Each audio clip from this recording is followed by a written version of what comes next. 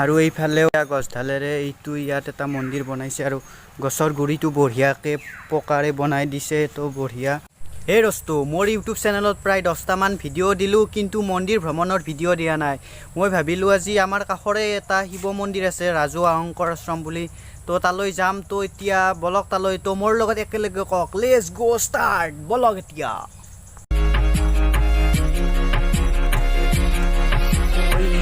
যায় আৰু পামেই, বেছি দূৰ নাই, তো বলক বলক বলক।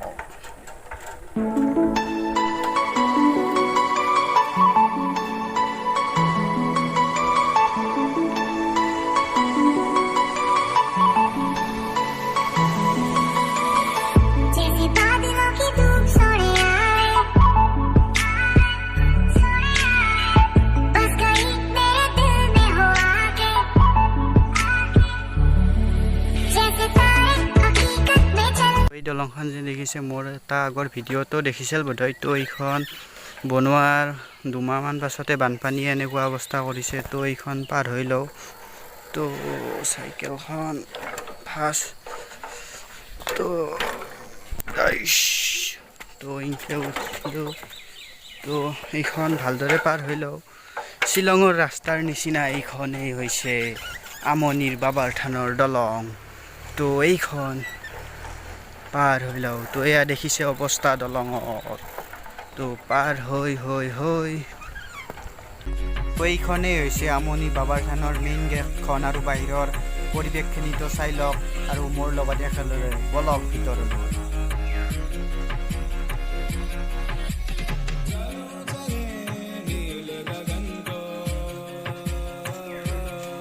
ফাইনেলি আহি পালোঁ বাবাৰ থান। তো এইখনেই হৈছে বাবাৰ থান, লেটছ গো। থানৰ পৰা হে দোস্ত, welcome back to my YouTube channel Jondi vlogs. তো ভিডিঅ'টো চাই থাকিব। এইটোৱে হৈছে বাবাৰ থানৰ মেইন সম্পূৰ্ণ মন্দিৰটো, তো চাই থাকক। তো এইটোৱে হৈছে মেইন মন্দিৰটো। তো এয়া ভিতৰৰ মই দৃশ্যখিনি দেখুৱাম, তো চাই থাকিব। কৰোণা মহামাৰীৰ বাবে ইয়াৰ দৰ্জাখন মৰাই আছে, সেকেণ্ডাৰী খিৰিকীৰে দেখুৱাই দিলোঁ। তো এইটোৱে হৈছে বাবাৰ থানৰ মেইন মন্দিৰৰ খেনি। এইটোৱে হৈছে ইয়াৰ মন্দিৰ গছডালৰ তলত।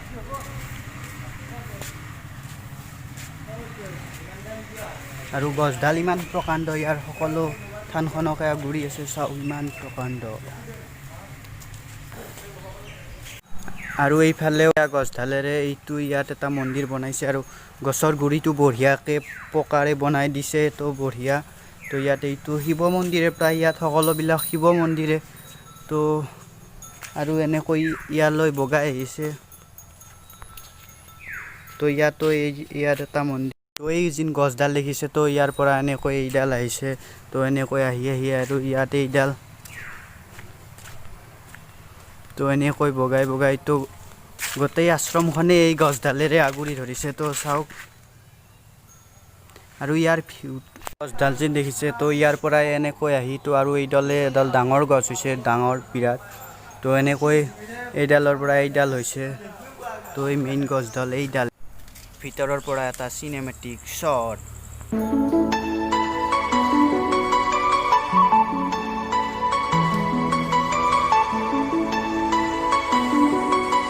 ইয়াৰ যোনটো কুটুবটো গছডালেৰে সকলোখিনি আগুৰি আছে, তো দেখিছে ইয়া।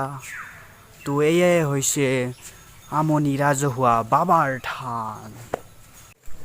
গছডালতে প্ৰসাদ দলিয়াই দিয়া হৈছে।